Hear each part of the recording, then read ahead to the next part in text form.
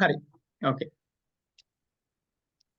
හරි ඊළඟට වැදගත්ම තව මාතෘකාවක් ජනපදයක් ඇතුලේ ඒගොල්ලෝ මොන වැඩද කරන්නේ කියන කාරණේ යම් පල්ලෙහාට ජනපදයක අපි ඉස්සෙල්ලා කතා කරා වර්ග තුනක් ඉන්න පුළුවන් රජිනක් අනිවාර්යෙන් ඉන්න ඕනේ වැඩකාර මැස්සියන් මේකේ සටහන් වෙනවා 25000ක් 30000ක් කියලා නමුත් ආසියානු මැස්සගේ ලංකාවේ ඉන්න මැස්සගේ එච්චර ප්‍රමාණයක් නැහැ යුරෝපීය මැස්සගේ ඉන්න පුළුවන් 25000ක් 50000ක් විතර නමුත් ලංකාවේ මම දන්න විදිහට 2000 ඉඳලා 8000 10000 වගේ උපරිමයකට යනකල් විතර මැස්සෝ ඉන්නේ ඊට අමතරව පිරිමැස්සෝ කියන කණ්ඩායම ඉන්නවා ඒගොල්ලෝ 100 150 200 වගේ ප්‍රමාණයක් ඒ අදාළ කාලෙදී ඉන්න පුළුවන් අවුරුද්ද හැමදාම පිරිමැස්සෝ නැහැ අදාළ කාලෙදී ඒ වගේ ප්‍රමාණයක් ඉන්න පුළුවන් පළයට යමු ඔන්න ඔතන මැද ඉන්නවා රැජින මෙයානේ. ඔව් මෙයා තමයි රැජින පොඩි වෙනස්කම් කීපයක් තියෙනවා අනිත් සතුන්ට වැඩිය ලොකුයි රැජින කියලා මෙතනයි ලියලා තියෙන්නේ. ඒ ප්‍රසන්ටේෂන් එකේ ඔතන තිබුණට ඔය මැද ඉන්න කෙනා තමයි රැජින මෙයා නේද? ඔව් මගේ කර්සර් එක තියෙන තැනනේ. ඔව් හරි එතන තමයි එයාගේ පියාපත් දෙකට වැඩිය උදරය කියන එක ටිකක් දිගයි අනිත් සතුන්ට වැඩිය බඩ හැම ටිකක් ලොකුයි එකම සරු ජායාංගිකයා කියන්නේ බිත්තර දාන්න හැකියාව තියෙන එකම සතා රැජින ගෑනු මැස්සොන්ටත් බිත්තර දාන්න හැකියාවක් එන වෙලාවල් තියෙනවා ඒකත් මම මේ වෙලාවෙදිම කතා කරන්න වැරදිලා හරි රැජින නැති වුණොත් මොකක් හරි හේතුවක් මත අපි අතින් තැලිලා පොඩි වෙලා හරි එහෙම නැත්නම් සමහර වෙලාවට රැජින එළියට යන අවස්ථා කීපයක් තියෙනවා මේ මිනිස්සි ජනපදයක ඒ මොකක් හරි අවස්ථාවකදී විලෝපයකට ගොදුරු වෙලා එහෙම නැත්නම් රැජින වයසට ගිහිල්ලා එහෙම නැත්නම් කට්ටි බෙදලා ගියපු වෙලාවක ඒගොල්ලන්ගේ රැජින යනවා එළියට කණ්ඩායමක් එක්ක ඊට පස්සේ අලුතෙන් ඇති වෙන රැජිනක් තමයි ඉන්නේ ඒ රැජින එළියට එන්න කලින් මොකක් හරි ලෙඩක් හැදිලා හරි මරුණොත් ඒ වගේ වෙලාවක ජනපදයට රැජින අහිමි වෙනවා ඒ වගේ වෙලාවට මේ ගැහණු මැස්සොන්ට බිත්තර දාන හැකියාව ලැබෙනවා නමුත් ඒකෙන් පිහි වෙන පැටව් පිරිමි මැස්සෝ විතරයි හැදෙන්නේ නැවත රැජින නැති වුණොත් ඒ ජනපදයේ පැවැත්මක් ඇත්තටම නෑ හැබැයි නියමිත පාලකයෙකුට පුළුවන් ඒ වගේ අවස්ථාවක් අඳුරගෙන ඒකට ඕන විකල්ප ටික යොදන්න අපිට පුළුවන්. එතකොට රැජිනගේ පාට කියලා එකක් නැහැ. දැන් මෙතන පේනවා රත්තරන් පාට, කහ පාට, දුඹුරු පාට, ලුහුරු කට්ටිය, කළු පාට, ඒ වගේ විවිධ පාටවල් වල ඉන්න පුළුවන්. අපේ මිනිස්සු වගේමයි කළු, සුදු, තලෙලු ඒ වගේ ඕනේ පාටකින් ඉන්න පුළුවන්. රැජිනගේ වයසත් එක්කත් පොඩ්ඩක් පාට වෙනස් වෙනවා. ඒවා අත්දැකීම් එක්ක ඉගෙන ගන්න පුළුවන්. ඔය තියෙන රැජින කෝෂ කියන ඒවා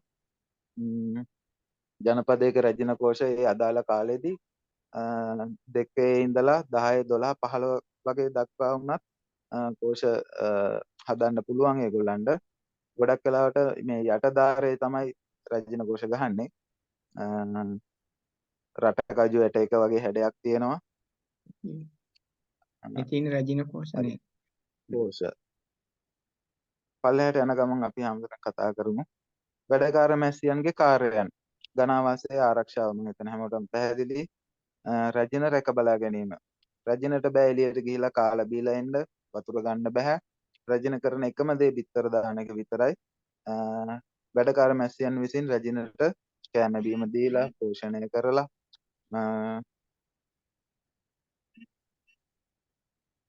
හාමුදුරනේ මට මැසේජ් එකක් එනවා වේටින් රූම් එකේ එක්කෙනෙක් දෙන්නෙක් හරි ඉන්නවා වගේ. එහෙමද? පොඩ්ඩක් බලන්න ඇක්සස් දෙන්න ඕනිද දන්නේ නෑ නේ කවුරුවත් නෑ නේ. පාටිසිපන්ට් කවුරුත් නෑ. මට මැසේජ් එකක් ආවා මේ දැන් ආවා යාළුවෙක්ගෙන් එක්කෙනෙක්. ලොග් වෙන්න බෑ හරි කියලා. දැන් ආවා එක්කෙනෙක් හරි. බණ්ඩාර මහත්තයා ආවා. හරි. එයාත් නෙවෙයි තවත් එක්කෙනෙක් මට මැසේජ් එකක් දැම්ම හරි කමක් නැහැ අපි යමු. පැටවුන් රැක බලා ගැනීම. කියන්නේ චූටි පැටවුන්ට කන්න බොන්න දෙන එක, රාජ ජල්ලි හැම කන්න දෙන එක, වතුර දෙන එක, පරාග දෙන එක, ආහාර රැස් කිරීම, ඒ කියන්නේ එළියට ගිහිල්ලා පැණි පරාග අරන් එන එක. ආහාර පිළියෙල කිරීම, ඒ කියන්නේ පරාගයි පැණි වෙන වෙනම නෙවෙයි ඒගොල්ලෝ පැටවුන්ට කවන්නේ. පැණි ටිකකුයි පරාග ටිකකුයි අරගෙන කවලම් කරලා තමයි අපි බත් මාළු වනාගෙන කනවා වගේ එකට තව වතුර මදි නම් දිය ගතිය මදි නම් තව වතුරත් එකතු කරලා ඊට අමතරව ඒගොල්ලන්ට ලවණ වර්ගත් ඕනේ. අපි ලුණු කනවා වගේ ඒගොල්ලන්ට ඇත්තටම ලුණුත් ඕනේ. අත්දැකීම් තියෙන කට්ටිය ඉන්නවා නම් දැකලා ඇති. මාළු ලෑලි වල එහෙම මූදු මාළු ලෑලි වල එහෙම මීමැස්සෝ ඉන්නවා දැකලා ඇති. ඒගොල්ලන්ගේ ලුණු අවශ්‍යතාවය සම්පූර්ණ කරගන්න ලුණු ගන්න තමයි ඒ වගේ වෙලාවට එන්නේ. තව ජනපදයක් එක්ක වැඩ කරද්දී ඇඟට දාඩිය දාලා තියෙනවා නම් ඒ දාඩිය ටික පවා මීමැස්සෝ ගන්නවා. එතකොට ඒ වගේ වැඩ කරන්නේත් වැඩකාර මැස්සියෝ. ආහාර ගබඩා කිරීම. ගේන කට්ටිය වෙනයි ආහාර එළියේ ඉඳලා ගෙනල්ලා ඒගොල්ලෝ කටින් කටට මාරු කරගන්නවා පැණි ටික නම්. ඊට පස්සේ වෙනම කණ්ඩායමක් තමයි ගිහිල්ලා වද කුටීරවල පැක් කරන්නේ. ඒක කරන්නේත් එතකොට වැඩකාර මැස්සියෝ උෂ්ණත්වය ප්‍රශස්ත මට්ටමක පවත්වා ගැනීම. ඒකත් ටිකක් වැදගත් කාරණයක්. ඉස්සරහදී මට කියන්න අමතකුණා කියලා මේ වෙලාවෙම කියන්නම්. බිත්තරයක් රකින්නවා, කිකිලි විසින් බිත්තර රකින්නවා. ඒ විදිහටම මේ බිත්තරත් රකින්න ඕනේ. රකින්න නම් රකින්නවා කියන්නේ උෂ්ණත්වය පවත්වා ගන්න එක තමයි කරන්නේ. ඒකට තමයි මේ මැස්සෝ වදේ වහගෙන ඉන්නේ. බිත්තර රකින්න වගේම වැඩක් තමයි සිද්ධ වෙන්නේ. එතකොට වැඩකාර මැස්සියන් විසින් මේ වදේ වහගෙන කරන්නේ ඒ උෂ්ණත්වය ආරක්ෂා කරන එක. ඒක කරන්නේත් එතකොට වැඩකාර මැස්සියන්. මේ තියන්නේ වැඩකාර මැස්සියගේ කොටස් ටික එච්චරම ලොකු වැදගත්කමක් වැදගත්කමක් තියෙනවා නම් නැහැ ඒක නේද? ස්ක්‍රීන්ෂොට් එකක් හරි ගහගන්න. ඕන්නම් ගහගන්න. ඒක එච්චර වැදගත් වෙන එකක් නෑ අපිට. සේවක බිගුන්ගේ විශේෂ ලක්ෂණ උඩ තියෙන ෆොටෝ එකේ තියෙන ඒවා තමයි තියෙන්නේ. වැඩි දුර අධ්‍යයනය කරන කෙනෙකුට නම් මේවා වැදගත් වෙයි. සාමාන්‍ය කෙනෙකුට නම් ඇත්තටම නැති වෙයි. පාලකයෙකුට එච්චරම වැදගත් වෙන්නේ නෑ නේද? මැස්ස අඳුර ගන්න තිබුණාම. ඔව්. අඳුර ගන්න තිබ්බනම් ඇති. ඒව ගන්න හිමීට පල්ලෙහාට යවන්න. මේක ටිකක් ඕනේ ඔන්න ඒ වගුව. පාලකයෙක් ඇත්තටම මේ ටික ලියාගත්තත් කමක් නැහැ. මේක දැනට ජනපද පවත්වාගෙන යන කෙනෙකුට නම් ඇත්තටම ඕන වෙනවා මේ කාරණා ටික ඔළුවේ නිතරම තියෙන්න ඕනි. දවසේ දවස් ගාන දින ඉපදිලා දවස් 1 ඉඳලා 5 දක්වා ඒගොල්ලෝ කරන්නේ පිරිසිදු කරන එක කරන්නේ ඇතුලේ.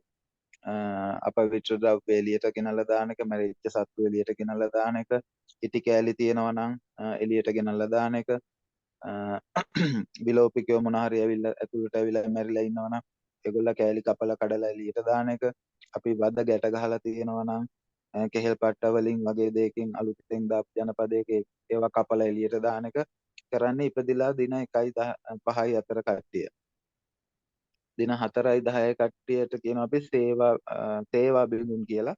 රජිනට සහ රජිනට කැම දීම සහ රජින ද්‍රව්‍ය ලබා ගැනීම.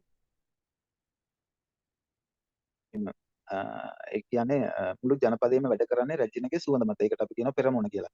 ඒ පෙරමුණ ජනපදයේ ඇතුලේ තැනකින් ජනපදයේ තැනකින් තැනකට ඇරයි යන්න හැකියාවක් මේ වැඩකාර මැස්සුන්ට තියෙනවා. ඒක කරන්නේ අතරම දින 4යි 10යි අතර කට්ටිය වැඩකාර මැස්සියන්.